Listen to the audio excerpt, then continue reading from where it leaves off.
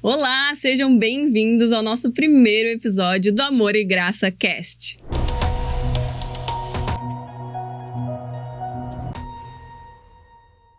Antes de começar o nosso vídeo, quero convidar você para curtir esse vídeo, compartilhar com seus amigos e também se inscrever no canal.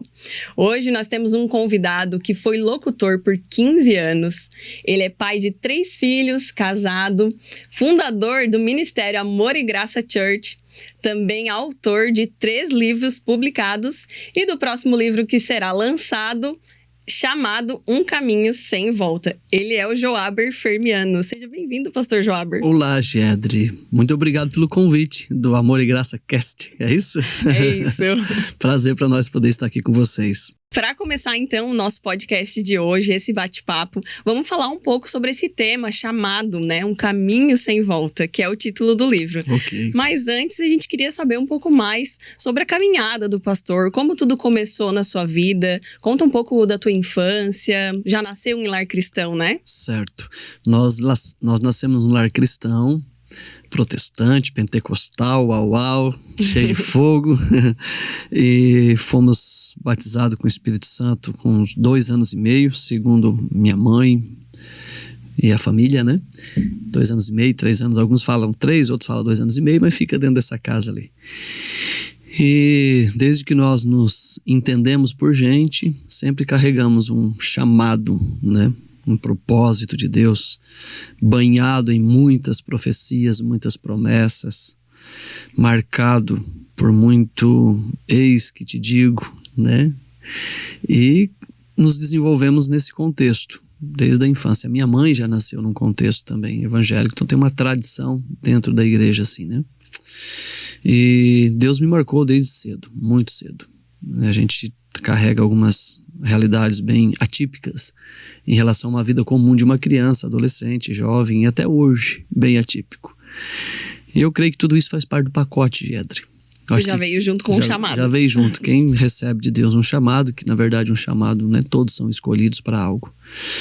E é claro que o chamado em si, ele, embora seja coletivo, mas ele também é muito específico. Cada um tem um chamado específico, Um chamado geral de missão é para todos. Mas dentro desse chamado, o Espírito Santo vai então distribuindo cada um propósito muito específico. O meu, ele carrega muito peso, muita responsabilidade desde cedo. Meu chamado sempre foi muito carregado de muita responsabilidade em tudo que a gente sempre tentou se mover. O pastor chega a lembrar de algo assim na infância, de ter um encontro com Deus marcante. Disse que foi batizado, aos 3 anos por volta. Isso não é muito comum, Chega a lembrar de alguma coisa desse tempo? Eu sempre carrego, a lembrança que eu tenho é que eu sempre carreguei um peso muito forte dentro de mim.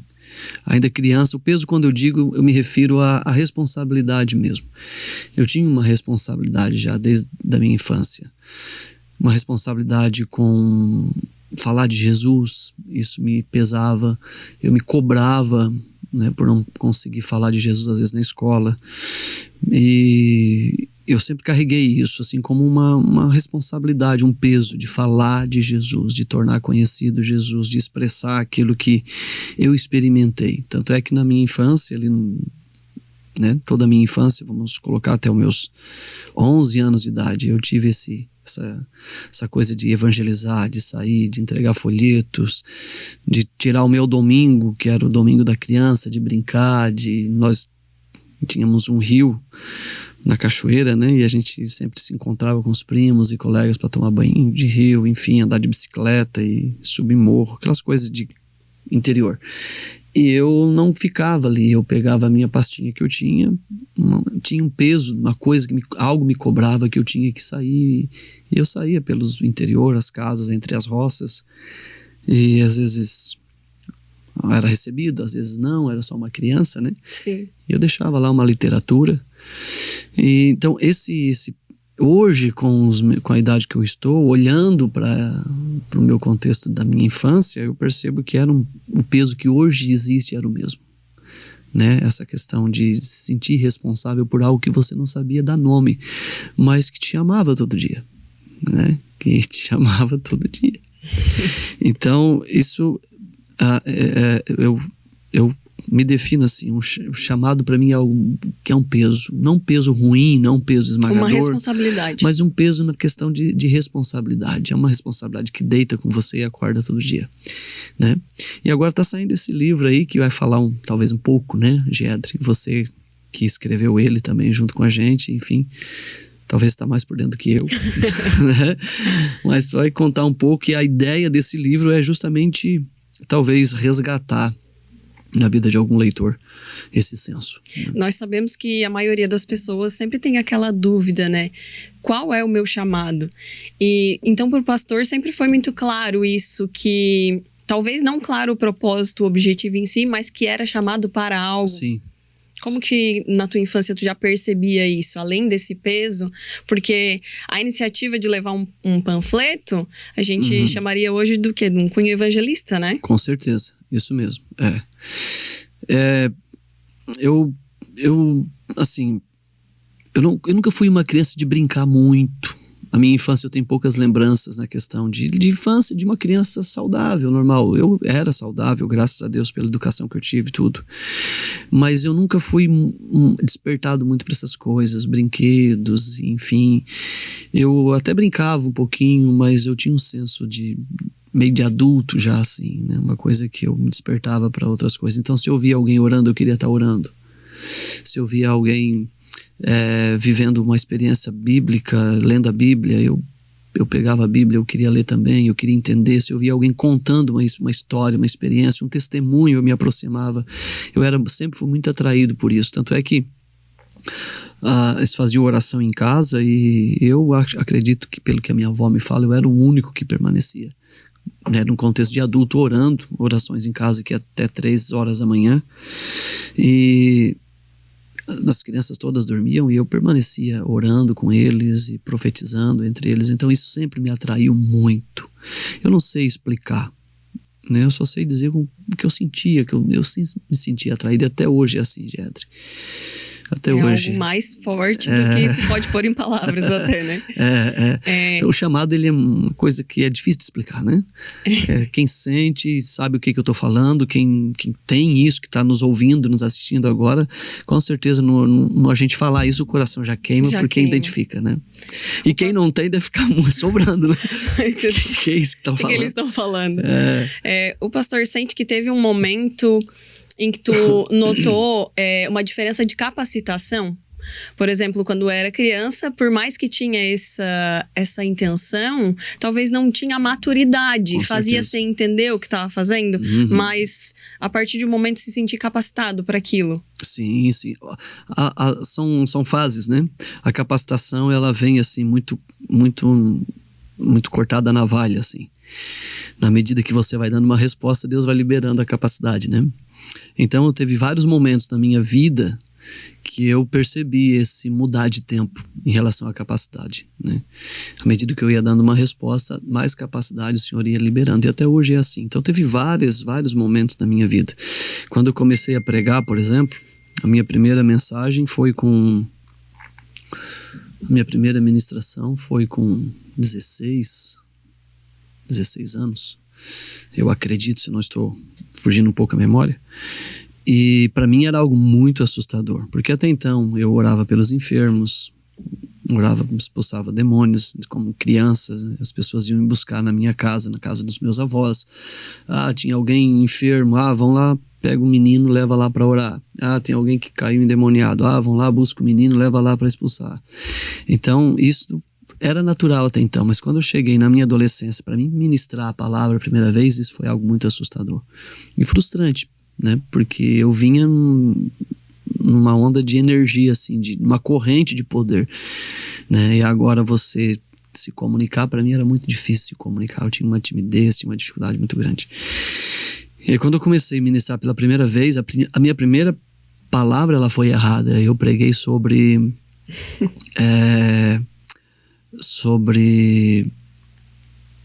a vinha de Nabote e Acabe, né? Que Acabe tentou roubar a vinha de Nabote. Um texto bem difícil, bem complexo para um adolescente. E eu errei todo esse texto. Teologicamente, eu, assim, cometi várias gafes. Chamei Nabote de rei e Acabe de servo, troquei os personagens. E aquilo para mim foi muito frustrante. Mas Deus trouxe uma capacidade muito grande para mim naquele momento de me ligar ao público, de falar e de estudar as escrituras também, um ponto de vista de revelação que carrego até hoje. Eu não me acho um grande pregador, longe disso, eu sou muito frustrado como pregador, mas eu também percebo que se alguém tentar me imitar vai ter dificuldade de pregar igual eu, porque é algo muito específico que Deus deu para mim, né? Então foi uma graça, uma capacitação. Então, falando sobre capacitação, houve um tempo na minha infância que Deus me liberou uma capacitação para cura, para libertação, depois para administração da palavra, depois uma capacitação para liderar, que até então eu não tinha noção o que era ser líder, né? Para mim, nunca tive convívio diretamente com líder. Os meus líderes eram missionários que passavam e iam embora da igreja. Então, a cada momento que eu fui dando uma resposta, Deus liberava uma capacitação diferente. E até como hoje, se fosse uma fase, talvez até Fases. uma necessidade para aquele momento, né? Com certeza. O pastor lembra desses momentos em que ia até a casa das pessoas orar, ou era muito, muito pequeno? Lembro, tenho lembranças vívidas com cores, né? Era algo assim que eu vivia com muita paixão. Eu esperava chegar ao domingo, né? Eu esperava chegar o sábado de tarde, às vezes, porque esses tempos eram os tempos que eu era liberado da roça. Então assim, hoje não preciso ir pra roça, sábado de tarde, vai brincar. Então eu tomava banho, pegava a minha bolsinha, né? No começo, vai só até aqui na praça, né? Aí fui ganhando confiança e eu fui indo mais pro interior. Sim. Então assim, na onde eu nasci, onde eu me criei, que é o interior da Praia Grande, conhecido como Cachoeira, ela era uma subsede de vários bairrozinhos interioranos, né? Como Zona Nova, Vista Alegre, Sanga da Ripa, Tenente, Cachoeira de Baixo, enfim, 2 irmãos, 3 irmãos. Então eu ia todas essas regiõezinhas adjacentes, né? Eu corria de bicicleta, saía de manhã e voltava no final da tarde, às vezes sem comer, a maioria das vezes em jejum, e era só uma criança. Mas eu tenho muita lembrança boa disso. Cada vez que hoje, às vezes, eu penso em desistir, eu lembro eu acredito momentos. Que mexer nesse assunto e estar escrevendo esse livro chamado deve ter mexido em muita coisa, né? Resgatando muitas memórias. E como que está sendo esse processo? Agora que já está finalizado, né? Esperando aí o lançamento. Como que foi, assim, revisar texto e lembrar de coisas que talvez há muito tempo estavam ali enterradas? Sim. Teve coisas que estavam bem adormecidas, Jetri, dentro de mim, que eu não fazia noção que existia ainda dentro de mim. E na medida que vocês foram provocando isso foi vindo assim. E aí eu comecei a lembrar uma coisa, linkava com a outra, e disse, uau, meu Deus, cara, isso aconteceu mesmo.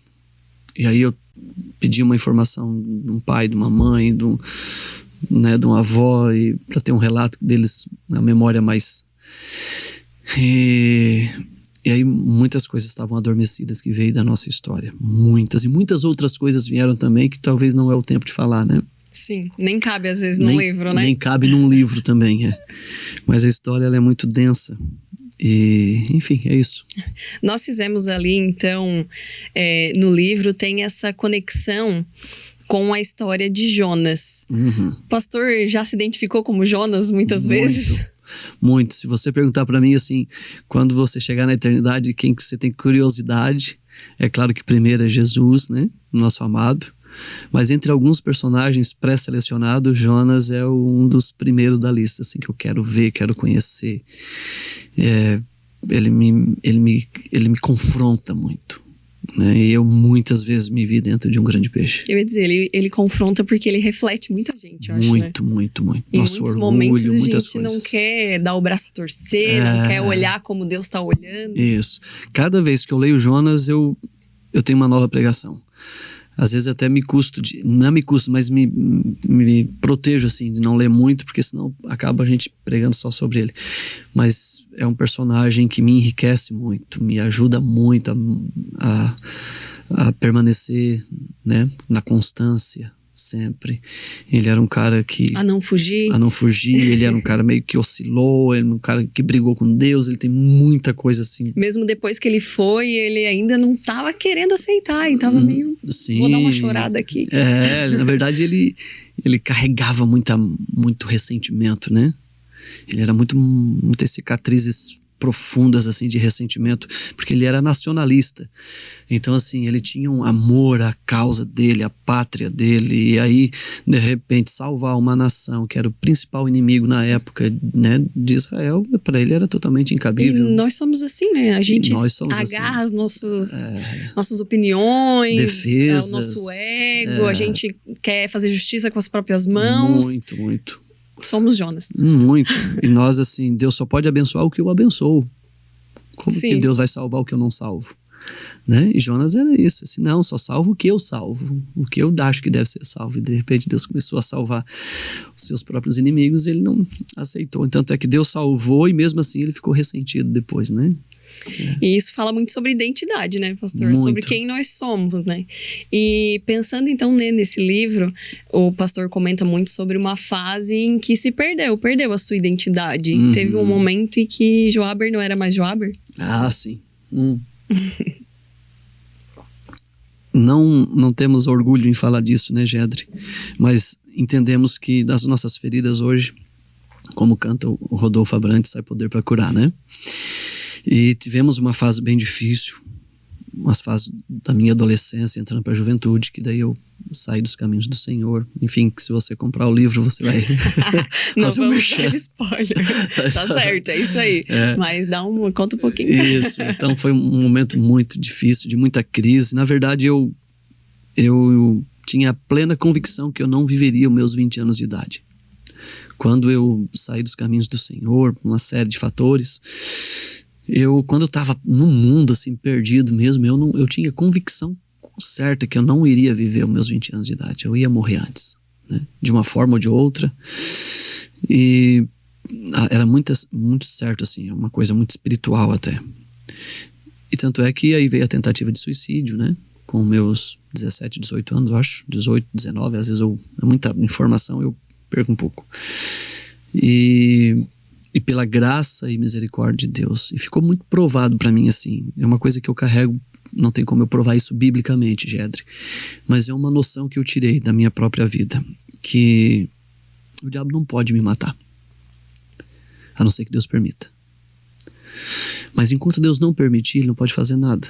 Tem muitas pessoas que, né, tem muito medo e o inimigo às vezes acaba chamando mais atenção do que o próprio amor de Deus. O inimigo não pode, a não ser com permissão do Senhor. Porque se ele pudesse me matar, ele teria. Ainda hoje, se ele pudesse nos matar hoje, ele não nos deixaria vivo. Isso é prova de que ele não pode. Deus nos guarda, né? Nossa vida está no controle da mão do Senhor. É claro que há alguns momentos, como disse Martim Lutero, que o próprio diabo é o diabo de Deus, né? Deus usa o inimigo, né, para nos moldar. Tem alguns aspectos sobre isso.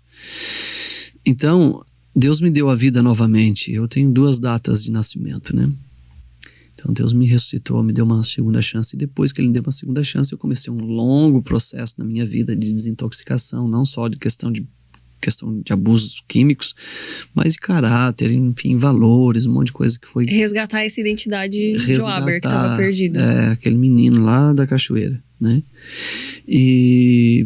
Mas porque chamado fala muito de identidade, né? Muito. Porque é muito particular, é muito específico, né? O chamado de cada um. Sim.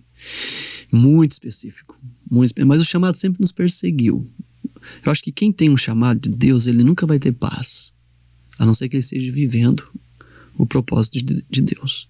Quem tem realmente um chamado, algo que foi marcado, que veio carregado de uma responsabilidade, ele pode disfarçar muito bem, ele pode seguir outros nichos, tudo, mas paz mesmo, alegria, contentamento, ele nunca vai ser contente, a não ser fazendo aquilo pela qual ele nasceu, né?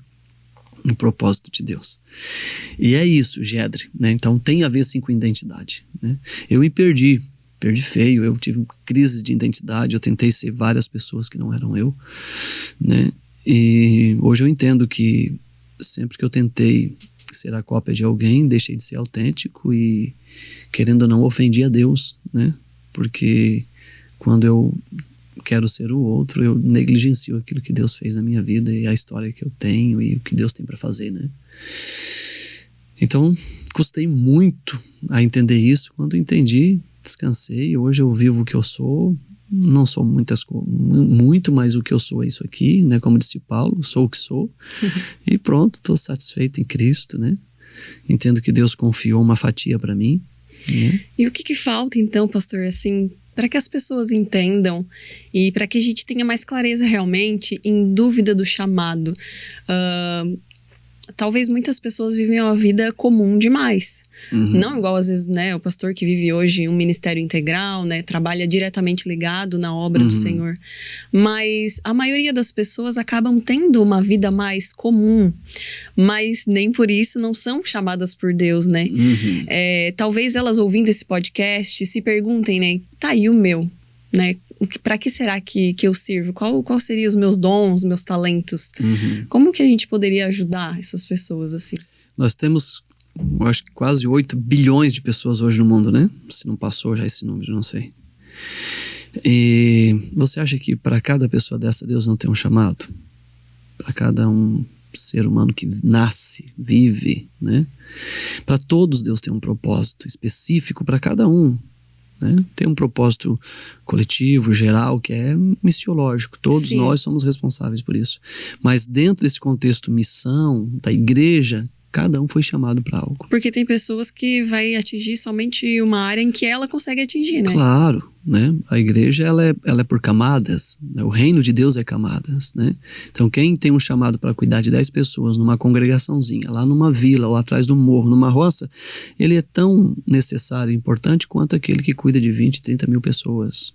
Porque são camadas. O evangelho, o reino de Deus, ele é por camadas. E todos são necessários dentro da sua esfera. A questão é, desses quase 8 bilhões de pessoas, quem está vivendo? A maioria ou a minoria? Né? Porque o propósito de Deus é para todos. Nós não defendemos essa teoria ou teologia, né, de que Deus escolheu uns para ser salvo e outros para se perder. Não quero entrar no mérito aqui calvinista e arminiano, mas nós não cremos nisso, né? Assim, quem está salvo, quem não está salvo não adianta fazer o que não. Não, Deus deu a liberdade para o ser humano escolher isso. Então, quem está vivendo o propósito de Deus hoje, um chamado de Deus, é a minoria. E essa minoria está vivendo porque se permitiu ser tocado, ser sensibilizado por Deus. A maioria não.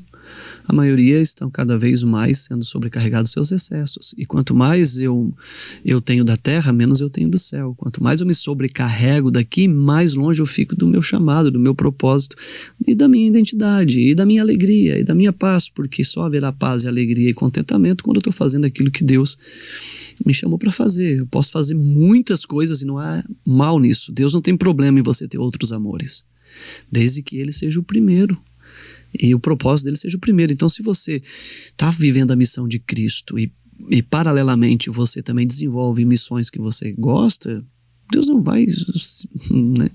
Deus não vai ter problema com isso. Ok, ele é um pai de amor, mas desde que o primeiro voto esteja sendo cumprido. Então, diante disso, desses 8 bilhões de pessoas, a minoria está vivendo. Por que a minoria vive e a maioria não? Eu acredito que ninguém vai conseguir viver um chamado até se tornar realmente íntimo. Tudo começa com o relacionamento, com a intimidade. As pessoas perguntam muito isso, né? Qual é o meu chamado? Foi a pergunta que você fez. Sim. Né? Qual é o meu propósito? O que Deus tem na minha vida? Eu não consigo me encontrar nesse contexto. Eu não sei o que eu vou fazer, o que eu quero fazer, mas eu não sei o que fazer e tal. Eu não consigo identificar. A questão não é ficar no campo da especulação, né? Vou cantar, vou pregar, vou limpar um banheiro, vou ajudar, o que é. Não. A questão é buscar ter comunhão com o Pai. Porque na comunhão você será responsabilizado. Porque toda intimidade gera responsabilidade. E quando não há intimidade, não há responsabilidade, né? E às vezes as pessoas se relacionam pelo serviço. Eles querem fazer, mas não querem ter a comunhão e o relacionamento com o dono do reino, né? E aí a gente está fazendo ONG, entendeu? Sim. É alívio de consciência. Tem muitas pessoas que são fazedores, É, mas no lugar de servo, sim. daí, não no lugar de filho, não tendo essa intimidade. Claro, porque entra no jargão de fazer o bem, né? Sim. Fazer o bem é bom, né? Não é? Legal fazer o bem. Cara, mas isso é alívio de consciência. Isso não é senso de responsabilidade, né? Seria talvez a renúncia que muitas pessoas acabam com fugindo. Com certeza, sim. Porque tem que renunciar a muitas coisas para viver o chamado. Tudo, né? Tudo. De algum nível tu renuncia tudo, né? Muitas privações, é certo. Esse chamado. Então, o começo de um entendimento de um chamado, Gedri, primeiro, não se busca a especialização no que eu me tornarei bom, né? Ou ao meu talento, meu dom, meu chamado, enfim.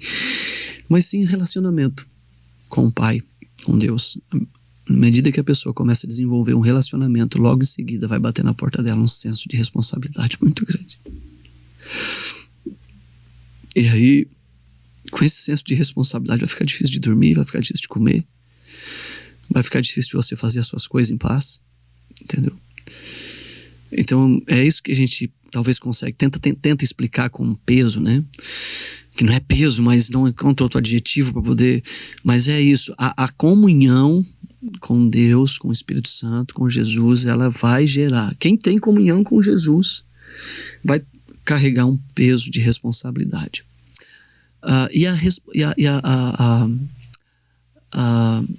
E o chamado é para os íntimos. O chamado é para os íntimos. O chamado não é para estranho. Entendeu? Tem uma igreja cheia todo domingo à noite. Quem é chamado aí? Entendeu? Chamado. Ninguém nunca vai exigir algo de uma pessoa que não conhece, né? Nunca. Vi a pessoa uma vez na minha vida. Vou chamar ele para dar uma função para aquela pessoa? Eu não vou. Nunca, eu vou confiar naquele que está perto de mim, né? Responsabilidade é para os íntimos. Assustadoramente o Senhor confia na gente. Assustadoramente. A questão é, eu confio em mim? Não. É bem isso, né? Porque Ele confia. A gente não... Realmente a capacidade é unção, né? É o Senhor nos capacitando para cumprir algo que Ele delega, né? É isso mesmo. E aí a gente entende que um chamado é você entender que você vai desfrutar da alegria de portas que se abriram e você vai crescer com portas que fecharam. Né? Então o chamado tem isso. Ao mesmo tempo que você está desfrutando de alegria de coisas que estão acontecendo, você está se frustrando por coisas que você esperava e não veio. As duas correntes, elas andam juntas, né? Viver um chamado é um misto de sentimento diário. Assim, não tem como dizer assim, hoje só ganhei. Não, hoje eu ganhei e perdi. Né? Eu já parei para analisar e pensar que muitas vezes a gente está perseguindo o chamado em vez de perseguir a Jesus. E quando a gente para de perseguir o chamado e começa a realmente ter essa intimidade, aí sim o chamado vem. Isso mesmo. É uma regra, eu acho, né, professor? É muito do ser humano, né? A gente quer o objetivo final, às vezes, né? Quer pular os meios. Isso mesmo, E interessante que agora a gente lembrou disso, né? Porque a lei da primeira menção, né? Da palavra chamado, que ela não está no id imperativo de Mateus 28. E também não está no texto de Isaías que diz quem enviarei, quem há de ir por nós, envia-me a mim. O chamado, a primeira vez que aparece é no Éden, quando Adão e Eva pecam e Deus chama. Sim. Né? É interessante que Deus não chamou para carpir, para limpar, para catalogar os animais, não varreram o jardim hoje, não trabalharam. Não, Deus chamou para ele. Uau. Né? Ele chamou, onde estás? Porque eu apareci no horário, na audiência marcada, e vocês não estão aqui. Né? Então, o senso de chamado não tem a ver com serviço. Não, por isso que quem tenta viver uma promessa, um chamado, uma missão, sem ter vida com ele, cara, assim, tá buscando em coisas finitas, vai se decepcionar, entendeu? É mais Tá buscando um resultado. Resultado. Pra mostrar, às vezes é um ego que tá escondido, a gente, né, pode não saber. Preencher vazios com seus talentos, né? Essa meritocracia. Se sentir útil, que estou fazendo algo. Se sentir útil. Muito méritos, muita meritocracia, se sentir útil. É um grande problema. Porque, na verdade, o Éden não pode me roubar do encontro. Nunca. Deus me deu o Éden. Mas se o Éden me roubar do encontro, tem coisa errada. E foi o que aconteceu. Deus deu o Éden para o primeiro homem, para a primeira mulher, mas o Éden, com as suas distraçõezinhas, roubaram eles do encontro. E isso não é diferente do nosso ministério. Se nós não cuidar, tem coisas que ele me deu que são legítimas. Mas se eu não cuidar, me rouba de Deus. O serviço para Deus me rouba de Deus. E isso é errado. E muito espiritual e muito diabólico também, né? Muito diabólico. Então, o segredo, né, o tutano do osso, é comunhão, é relacionamento, é intimidade. Por isso que é tão difícil, né? Porque quem descobre, descobriu a veia, né? Quem sobe no monte e bebe da fonte, né? É tão difícil de desenvolver disciplina, né? Nos dias de hoje, com tantas distrações, tantas redes sociais e parece que tem sempre algo querendo a nossa atenção, né? E parar tudo, renunciar a coisas prazerosas, né? Coisas normais do dia a dia para tirar esse tempo, né? E sentar com Deus e, né, buscar essa intimidade. Com certeza. É o caminho, né? O tempo e atenção. São as duas palavras-chave, né? Que existem duas forças espirituais que disputam pelo nosso tempo e a nossa atenção. Deus quer muito o nosso tempo e a nossa atenção. E o concorrente de Deus também, né? Então todas as ferramentas, todos os acessórios que ele puder usar para roubar o nosso tempo e a nossa atenção, ele está nos roubando de Deus. Então, tempo e atenção. Quando você fica diante de uma tela, eu fui esse mês, estive num médico e eu tenho um histórico de dormir pouco à noite, não é porque não tenho sono. E aí o médico fez alguns exames meus deram alterado e a gente foi por eliminatória. Isso, tá comendo bem? Ok. Esporte? Ok. Sono, quando o sono daí pegou.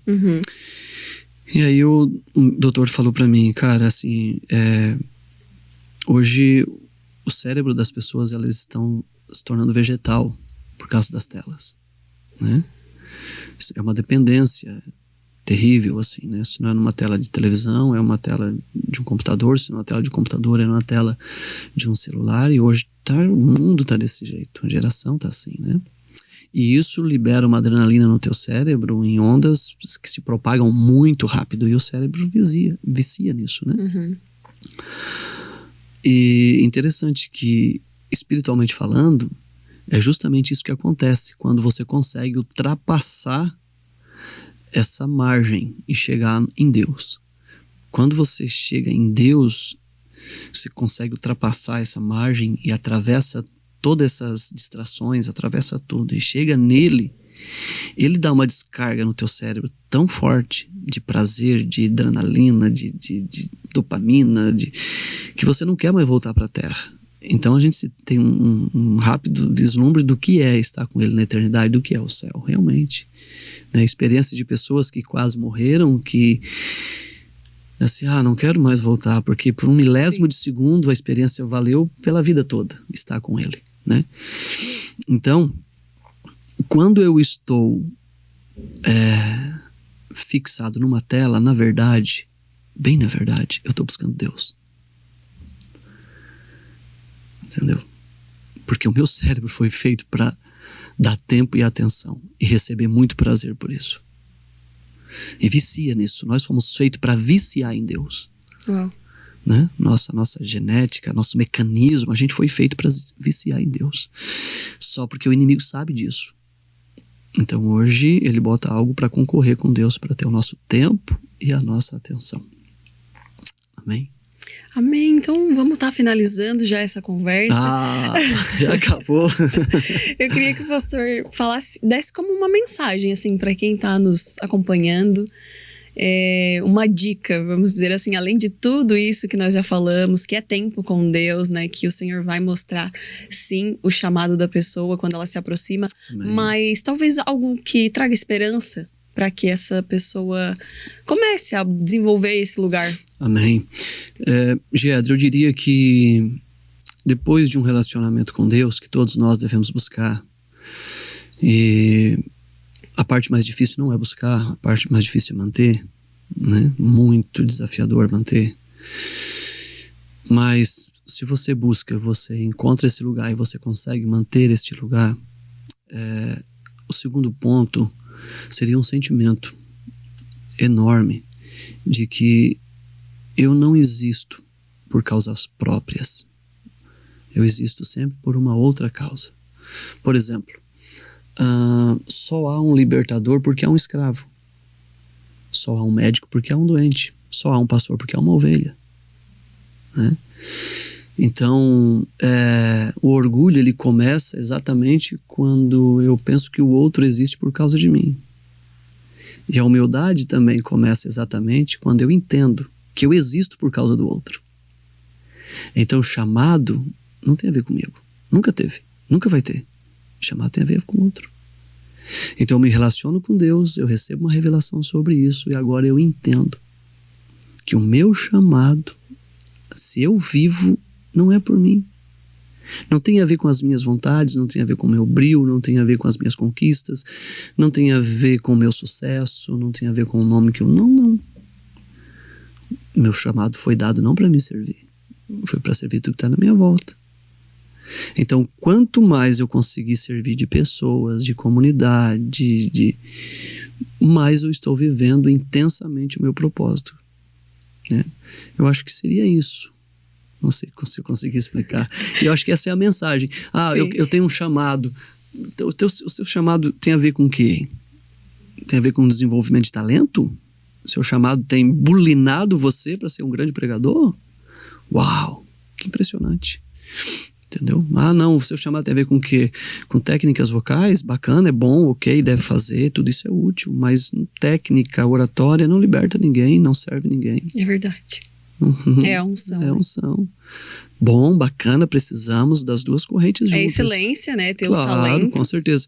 Mas assim, eu tenho um chamado, eu tenho um talento. Nossa, uau, que talento. Cara, parabéns. Mas assim, isso tem desenvolvido a tua logomarca, tem desenvolvido o teu ministério, porque se não serve para ninguém, não serve para Deus. Eu acho que isso nós poderíamos concluir. Pastor, se não serve para ninguém, não serve para Deus. Para a gente finalizar, então, eu tenho uma pergunta que é: qual um versículo do momento, assim, nessa fase da sua vida que está fazendo mais sentido, assim? Tem algum de cabeça? Texto bíblico?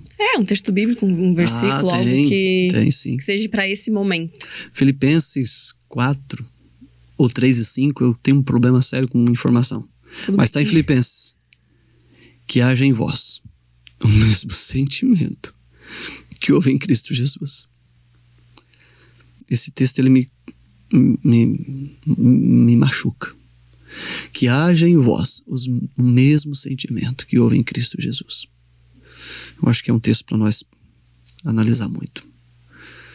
Será que temos tido esse sentimento ou dado espaço para que ele possa aflorar em nós, né? Então, que haja em você, Gedra, que haja em mim, que haja em nós o mesmo sentimento que houve em Cristo Jesus. E esse sentimento não tem nada a ver com romance. É um sentimento de um peso avassalador, de uma responsabilidade que te corrói 24 horas.